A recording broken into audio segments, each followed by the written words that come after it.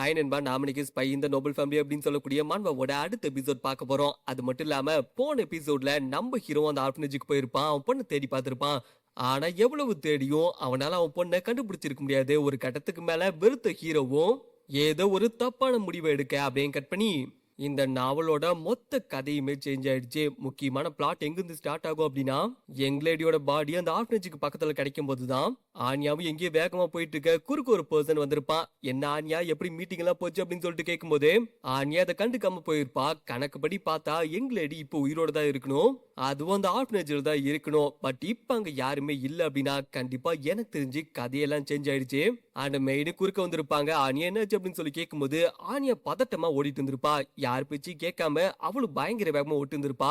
நான் இங்க இருக்கிறதுக்கான முக்கியமான காரணம் ஒண்ணு மட்டும்தான். ஹீரோ என் கூட போட்ட கான்ட்ராக்ட், அதாவது நான் வந்து எங்களடியோட லொகேஷனை சொல்லுவேன், அவன் எனக்கு ப்ரொடக்ஷன் தரணும், அதான் கான்ட்ராக்டே. பட் இப்ப பார்க்கும்போது எங்களடியே கிடைக்கல அப்படின்னா கண்டிப்பா என்ன சும்மா விட மாட்டாங்க. நான் இந்த ரோஸ் ஃபேமிலியில இருக்கிற வரைக்கும் கண்டிப்பா என் உயிருக்கு ஆபத்து இருக்கு.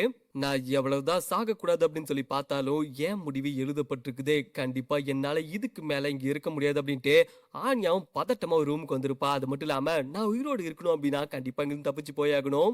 நான் இந்த இடத்துக்கு வரதுக்கு முன்னாடி இந்த மேன்ஷனை பத்தி நல்லாவே ஸ்டடி பண்ணியிருக்கேன். எந்தெந்த ரூட் எங்க இருக்கும் அப்படின்ட்டு எனக்கு நல்லாவே தெரியும். அப்படி இருக்கும்போது மேல ஒரு வெண்ட் இருக்கு அப்படின்ட்டு அவளும் மேல இருக்கக்கூடிய ஒரு சின்ன வெண்ட்டை வந்து ஓபன் பண்ணியிருப்பா.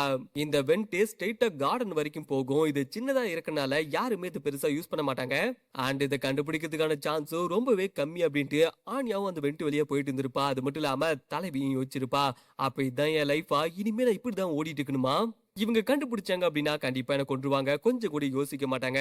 அப்படின்னா என் வாழ்க்கை இப்படிதான் போக போதா, பழைய வாழ்க்கை மாதிரி அப்படின்ட்டு அவளை யோசிக்கும் போது ஆனியாவோட பாஸ்ட் லைஃப காமிச்சிருப்பாங்க. ஆனியாவோட அப்பா அம்மா ரெண்டு பேருமே இறந்து போனதுக்கு அப்புறம் ஆனியா அவங்க சொந்தக்காரங்க வீட்டுக்கு தான் வந்திருப்பா. இந்த பொண்ணு எதுக்காக இங்க கூட்டு வந்தீங்க அப்படின்னு சொல்லி கேட்கும்போது, நீ ஒண்ணு கவலைப்படாத, இந்த பொண்ணுக்கு இன்சூரன்ஸ் பணம் வரும், அதை நாம எடுத்துக்கலாம் அப்படின்ட்டு சொந்தக்காரங்க பக்காவா பிளான் போட்டிருப்பாங்க. அண்ட் அது எல்லாத்தையும் ஆனியாவும் கேட்டுப்பா. எதுக்காக எனக்கு மட்டும் இப்படி நடக்கணும் அப்படின்ட்டு அவளும் கண்ணாடி பார்க்க முன்னாடி இருக்கக்கூடிய குட்டி ஆனியா கண்ணுக்கு தெரிஞ்சிருப்பா. அவளோட பாஸ்ட் லைஃப்ல அவளுக்கு நிறைய கடன் பிரச்சனை இருந்திருக்கும். அது அவளால கட்ட முடியாம போயிருக்கும். எவ்வளவோ கஷ்டப்பட்டு ட்ரை பண்ணிருப்பா. பட் எதுவுமே அவளால முடியாம போக லைஃப ரொம்ப வெறுத்திருப்பா. அப்படி இருக்கும்போது ஆனியாக்கு இப்போ ஒரு புது லைஃப் கிடைச்சிருக்கும். அதுலயும் நம்ம ஹீரோவும் லாஸ்டா ஆனியா கிட்ட பேசும்போது ரொம்ப நல்லாவே பேசியிருப்பான். இதனால ஆனியா என்ன நினைச்சிருப்பா அப்படின்னா, கண்டிப்பா என் லைஃப் வந்து சேஞ்ச் ஆக போகுது, நானும் எல்லாரும் மாதிரியே நார்மலா ஒரு லைஃப் வாழ போறேன், எனக்கு இதுவே போதும் அப்படின்ட்டு ஆனியாவும் பயங்கர சந்தோஷப்பட்டிருப்பா. ஆனா அது கொஞ்ச நாள் கூட நிலைக்கல. என்னோட தலையெழுத்தை என்னால மாத்த முடியல, திரும்ப அதான் நடக்க போகுது அப்படின்ட்டு ஆன்யாவும் அவளோட கையில கூட பாய்சன் பாட்டில் எடுத்திருப்பா. நான் இந்த உலகத்துல ரீபான் ஆயிருக்கேன், பட் என்னோட தலையெழுத்து எப்படி இருக்கு அப்படின்னா அது கொஞ்சம் கூட மாறவே இல்ல.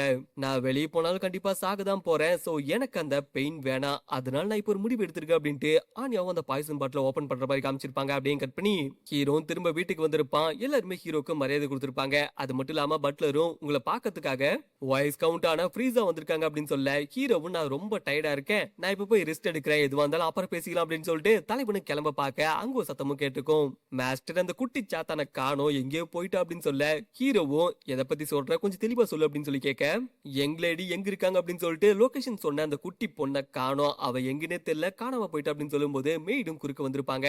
யங் லேடி கிடைக்கல அப்படிங்கிற விஷயம் தெரிஞ்ச உடனே ஆனியா இங்கிருந்து ஓடி போயிட்டா. நாங்களும் தேடி பார்த்துட்டோம், பட் ஆனியா எங்க போனே தெரியல. மாஸ்டர் அப்புறம் இந்த போஷன் பாட்டில நாங்க ஸ்டோரேஜ் ரூம்ல கண்டுபிடிச்சோம் அப்படின்னு சொல்லிட்டு அவனை எடுத்து காமிக்கும் போது இதை ஹீரோ நோட் பண்ணிருப்பான், மிரண்டு போயிருப்பான். அது பாய்சன் போஷன் அப்படின்னு சொல்லிட்டு ஹீரோக்கு தெரிஞ்சிருக்கும். ஹீரோவும் எதுக்காக இப்படி நடக்கணும் அப்படின்னு சொல்லிட்டு தலைவனும் யோசிச்சிருப்பான்.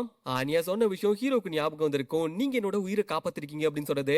அப்புறம் ஹீரோக்கு கிடைச்ச எவிடன்ஸ், அப்புறம் ஆனியா நல்லா பேசுனது, அது எல்லாமே ஹீரோக்கு ஞாபகம் வந்திருக்கும். ஃப்ரீஸாவோட ஒய்ஃபும் நம்ம ஆனியாவை தேடி பார்க்கலாமா, எனக்கு தெரிஞ்சாவே ஏதோ ஒரு ஆபத்துல இருக்க மாதிரி எனக்கு ஃபீல் ஆகுது அப்படின்னு சொல்ல, ஹீரோவும் டக்குன்னு கிளம்பி இருப்பான். நமக்கு அதிகமான டைம் இல்ல அப்படின்னு சொல்லிட்டு அவனும் அந்த கார்டனர் வேஷத்துக்கு மாறி இருப்பான். அந்த பாய்சன் போஷன் வந்து உடம்புல ஸ்ப்ரெட் ஆகிறதுக்குள்ள நான் சீக்கிரமா ஆனியாவை கண்டுபிடிச்சி ஆகணும் அப்படின்னு சொல்லிட்டு ஹீரோவும் தேடி கிளம்பி இருப்பான்.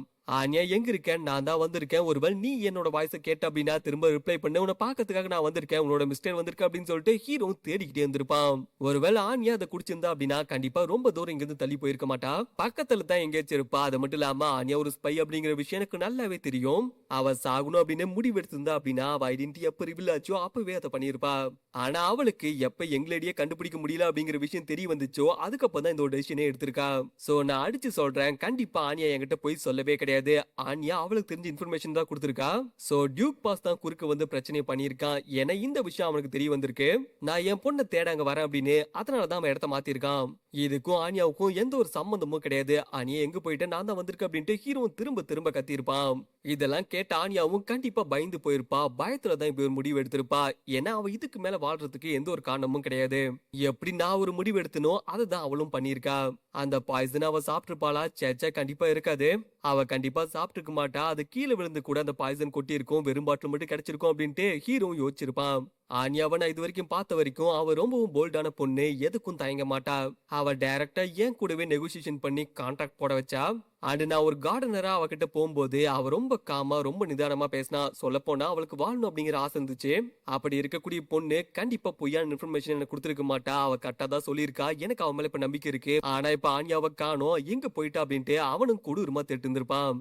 அப்புறம் என்னோட பொண்ணு கிடைச்சா நான் அவளை அடாப்ட் பண்ணிக்கிறேன் அப்படின்னு சொல்லிட்டு ஒரு கான்ட்ராக்ட் போட்டிருந்தேன். இப்ப என் பொண்ணே கிடைக்கல அப்படின்னா அவளுக்கு இந்த இடத்துல வேலை இல்லைன்னு நினைச்சிருப்பா போல அப்படின்ட்டு ஹீரோ லைட்டா ஃபீல் பண்ணிருப்பான். அவளுக்கு வெறும் 5 வயசு மட்டும் தான் ஆகுது. ஒருவேளை அவளுக்கு ஏதாச்சும் ஒண்ணு ஆயிடுச்சு அப்படின்னா என்னால என்னையே மன்னிக்க முடியாது. நான் ஒரு யூஸ்லெஸ்ஸா இருந்திருக்கேன். என்னோட ஃபேமிலியை காப்பாத்த முடியல.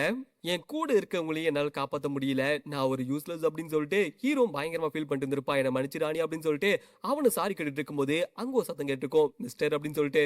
இதை கேட்ட ஹீரோவுக்கு அப்பதான் உயிரே வந்திருக்கும். ஹீரோ திரும்ப அந்த இடத்துல ஒரு பெரிய ஹோல் இருந்திருக்கும். ஆனியா நீ உள்ளதா இருக்கே அப்படின்னு சொல்லிட்டு ஹீரோ கேட்டிருப்பான். ஆனியாவும் மிஸ்டர் அப்படின்னு சொல்லி கூப்பிட ஹீரோ பதறிக்கிட்டு வந்து பார்க்க ஆனியாவும் பயத்துல உட்காந்துட்டு இருந்திருப்பா. அவன் நிலைமை கொஞ்சம் மோசமா அந்த மாதிரி தான் இருந்திருக்கும். ஹீரோவுக்கு என்ன பண்ணதுன்னே தெரியல. அவனும் ஒரு மாதிரி மிரண்டு போய் பார்க்க இந்த சாப்டர் நீங்க முடியுறன்பா. அப்படி இருக்கும்போது ஆனியாவோட லைஃப்ல நிறைய ட்ராஜடி வந்து நடந்திருக்கு. இதனாலேயே ஆனியா வந்து தான் ஒரு நல்ல லைஃப் வாழ்ந்தாலே போதும் அப்படின்னு சொல்லிட்டு அந்த ஒரு முடிவுல இருந்தா. ஒரு நார்மலான லைஃப் இருந்தாலே போதும் அப்படின்ட்டு ஆனியாவும் நினைச்சிட்டு இருக்க குறுக்க இந்த மாதிரி ஒரு பிரச்சனை வந்திருக்கும். எங்களேடி கிடைக்கல அப்படின்னா ஆனியாவை தான் சந்தேகப்படுவாங்க. பொய்யான இன்ஃபர்மேஷன் கொடுத்திருக்கா அப்படின்னு. அட போங்கடா எனக்கு வாழ்க்கையே சரியில்லை அப்படின்ட்டு ஆனியாவும் இப்படிப்பட்ட ஒரு முடிவு எடுத்திருப்பா. அப்படி இருக்கும்போது ஹீரோவால ஆனியாவை காப்பாற்ற முடியுமா? நாம குட்டி பொண்ணான ஆனியாவுக்கு என்ன நடக்க போகுது அப்படிங்கிற விஷயத்தை அடுத்த எபிசோட்ல பாருங்க. செம்ம இன்ட்ரெஸ்டா இருக்கும். டான்ஸ் அப்படின்னு நண்பா.